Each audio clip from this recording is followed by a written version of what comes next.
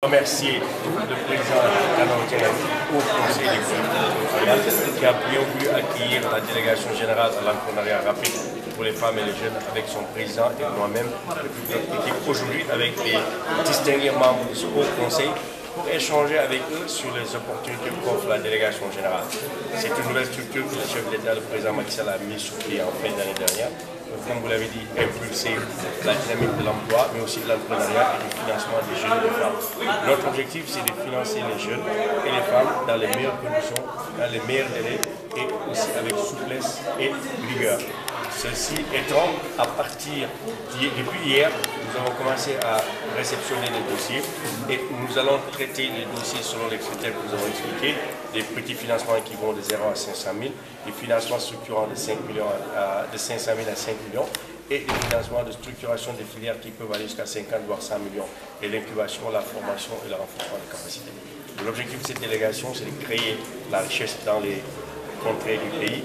On va faire un développement économique, social, inclusif, un développement territorial pour répondre aux besoins des Sénégalaises et Sénégalais sur l'ensemble du territoire. Monsieur Sarr, développement économique, social, inclusif, mais beaucoup de préoccupations ont été soulignées par rapport aux différents secteurs d'activité qui existent dans les différentes zones des 45 départements du Sénégal. Est-ce que vous pouvez revenir sur ces points? Pour moi, ce ne sont pas des difficultés qui ont été soulevées, c'était plutôt des opportunités que nous avons. Aujourd'hui, avec 30 milliards, nous avons l'opportunité de transformer les produits agricoles dans l'ensemble du pays. Nous avons l'opportunité de faire de l'artisanat un secteur porteur de croissance. Avec 3 milliards que le président a accordé à ce secteur, si nous prenons la filière peau à Ngaïmé où nous étions, on peut mettre facilement 100, 200 millions pour structurer cette filière. Nous pouvons aussi, avec les ressources que nous avons, mettre 50 à 100 millions par région pour pouvoir refaire vivre les villages artisanaux. Mais aussi, on a 1 milliard pour le tourisme et des opportunités sur l'ensemble du territoire des côtes, mais aussi le tourisme rural intégré, etc. etc.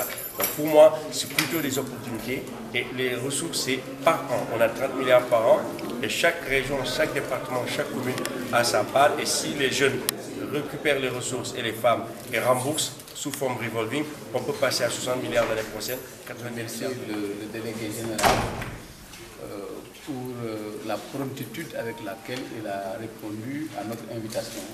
Comme vous le savez, il était ce matin à Guédiawaye et en 1 mois et demi, comme je le rappelais tout à l'heure, il a fait 43 départements. C'est quelque chose de remarquable. Et après cela aussi, vous remercier d'être resté aussi longtemps parce qu'il fait tard avec nous pour suivre cette belle soirée d'échange et de partage. Je rappelle que notre mission, nous, aux conseillers, c'est d'aider à alimenter la réflexion du président et aider aussi à former son opinion sur un certain nombre de questions qui touchent à l'aménagement du territoire et qui touchent à la décentralisation. Et donc ce projet du président, et on l'a dit tout à l'heure, est un projet inédit. Je crois que dans l'histoire politique, économique de notre pays, un projet de cette ampleur, 30 milliards chaque année en direction des jeunes, en direction des femmes, cette confiance-là que le président porte à notre jeunesse pour sa créativité, pour son talent, il l'a montré. Il l'a montré en d'abord choisissant une équipe très jeune et une équipe paritaire pour leur confier une mission aussi importante et en les gardant à côté de lui pour avoir l'œil sur ce qu'ils sont en train de faire. Et ce que nous avons entendu aujourd'hui nous rassure. Parce que c'est manifeste qu'ils savent ce qu'ils font, ils savent où ils vont et comment y aller.